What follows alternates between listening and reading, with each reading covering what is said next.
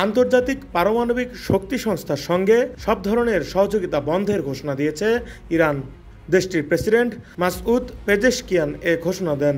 বুধবার রাষ্ট্রীয় সংবাদ মাধ্যম প্রেস টিভির বরাতে কাতার ভিত্তিক আল জাজিরা এই খবর জানিয়েছে।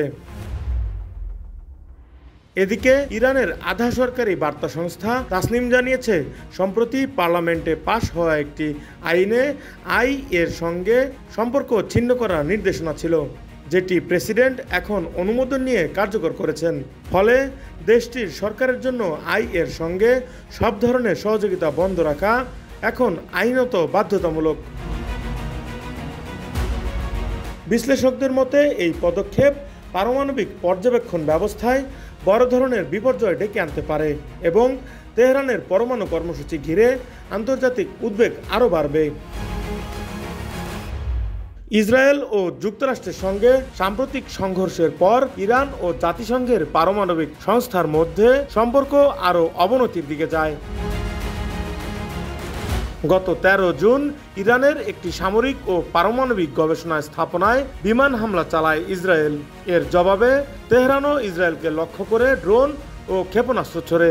সংঘাতের এক পর্যায়ে ইসরায়েলের পক্ষ নিয়ে যুক্তরাষ্ট্র ইরানের 3টি পারমাণবিক স্থাপনায় বোমা হামলা চালায়। যদিও মার্কিন প্রেসিডেন্ট ডোনাল্ড ট্রাম্পের দূতওয়ালিতেই 12 দিনব্যাপী স্থায়ী ওই সংঘাত 24 জুন যুদ্ধবিরতির মধ্য দিয়ে শেষ হয়।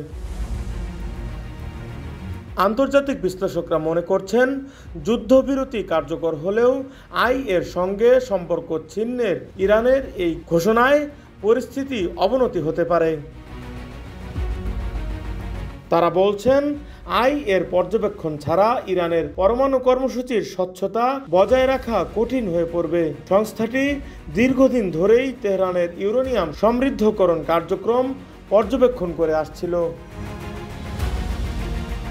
পশ্চিমা দেশগুলোর আশঙ্কা, ইরান বেসামরিক কর্মসূচির আড়ালে পরমাণু অস্ত্র তৈরির পথ এগোতেও পারে।